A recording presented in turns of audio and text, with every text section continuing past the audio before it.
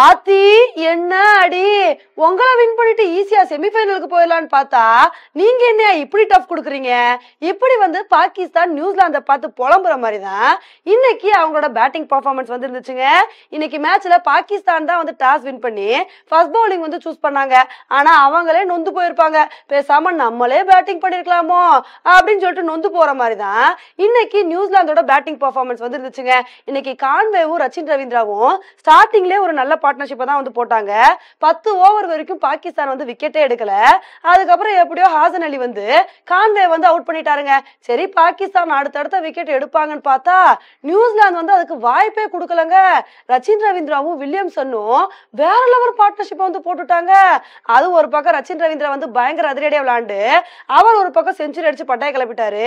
சரிப்பா வில்லியம்சன் எப்படியாவது இன்னைக்கு செஞ்சுரி அடிச்சிருவாருன்னு நினைக்கும் போது பாவாங்க மனுஷன் 95 ரன் எடுத்திருக்கும் போது இஃப்திகர் அஹமதோட பால்ல ஃபக்கர் ஜமானுக்கு கேட்ச் கொடுத்து அவுட் ஆயிட்டாரு. அவர் அவுட் ஆனவுடனே கிரிக்கெட் ரசிகர்களோட இதயமே நொறுங்கி போச்சு. ஏன்னா இன்ஜுரிக்கு அப்புறம் வந்த மனுஷன் இவ்வளவு ஒரு சூப்பரான இன்னிங்ஸ் கொடுத்திருக்காரு.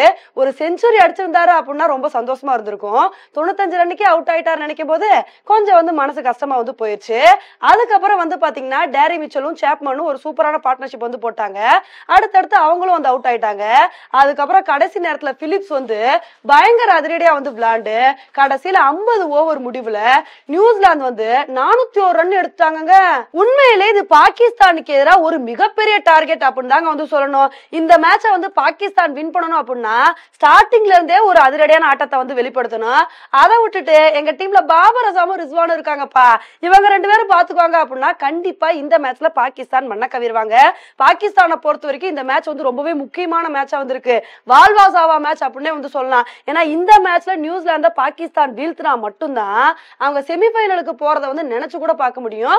இல்லைன்னா ரொம்ப கஷ்டமா போயிடும். அதனால பாகிஸ்தான் எப்படியாவது கடைசி வரைக்கும் போராடி இந்த மேட்சை வின் பண்ணதான் பார்ப்பாங்க. அதனால இந்த மேட்ச் பயங்கர இன்ட்ரெஸ்டிங்கா இருக்க போதுங்க. ஆனா நியூசிலாந்து பேட்டிங்ல இந்த மாதிரி பிச்சு உதறி இருக்காங்க. பாகிஸ்தான் பவுலிங்ல இன்னும் என்ன மாதிரிலாம் பொழக்க போறாங்களோ தெரியல. ஓகே ஃப்ரெண்ட்ஸ், இந்த மேட்சை பத்தி நீங்க என்ன நினைக்கிறீங்க? 402 ரன்னை சேஸ் பண்ணி பாகிஸ்தான் வின் பண்ணிடுவாங்களா, இல்ல இந்த ரன்னை வச்சு நியூசிலாந்து டிஃபெண்ட் பண்ணி அவங்க ஈஸியா செமிஃபைனலுக்கு போயிருவாங்களா அப்படின்ற கருத்தை என்னோட கமெண்ட் செக்ஷன்ல போடுங்க. இதே மாதிரி இன்னொரு உங்களை மீட் பண்றேன். Bye friends.